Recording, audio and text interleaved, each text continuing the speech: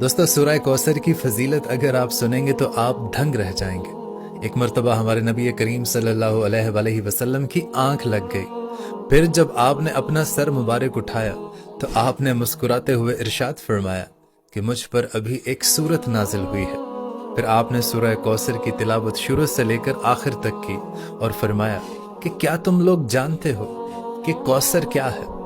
تو صحابہ اکرام عرض کرنے لگے کہ یا رسول اللہ اور اللہ کا رسول ہم سے بہتر جانتے ہیں۔ تو ہمارے نبی پاک صلی اللہ علیہ وآلہ وسلم نے ارشاد فرمایا کہ وہ جنت میں ایک نہر ہے جس کا میرے رب نے مجھ سے وعدہ فرمایا ہے۔ اور دوستو اب سورہ کوثر کی فضیلت سنیے گا۔ اگر کسی شخص کو کسی دشمن سے ڈر ہو کہ وہ آپ کو نقصان پہنچا سکتا ہے تو اس شخص کو چاہیے کہ روزانہ کثرت کے ساتھ سورہ کوثر کی تلاوت کیا کرے۔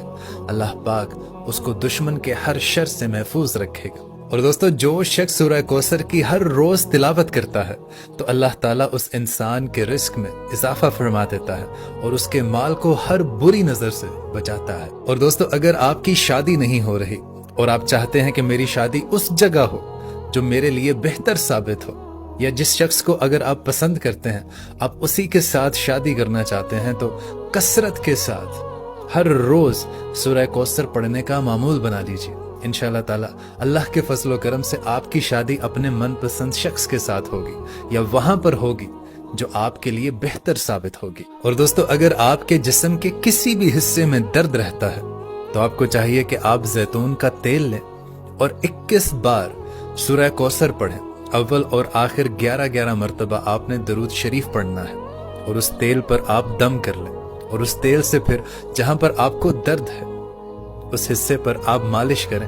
انشاءاللہ تعالی اللہ پاک کے فضل و کرم سے آپ کو راحت ملے گی۔ اور دوستو اگر میاں بیوی آپس میں بہت زیادہ لڑتے جھگڑتے رہتے ہوں، آپس میں محبت نہ ہو، تو اس جوڑے کو چاہیے کہ کسی بھی میٹھی چیز کو پکا کر اس پر 21 مرتبہ سورہ کوثر پڑھ کر دم کریں اور ایک دوسرے کو کھلائیں۔ انشاءاللہ تعالی اللہ کے فضل و کرم سے جوڑے میں محبت پیدا ہوگی۔ اور دوستو اگر آپ کو لگتا ہو کہ آپ کے رزق میں کمی ہے تو آپ کو چاہیے کہ رات کو اٹھ کر تہجد کی نماز ادا کرے اور نماز ادا کرنے کے بعد 41 بار سورہ کوثر کی تلاوت کرے اور اللہ تعالیٰ کے حضور دعا کرے۔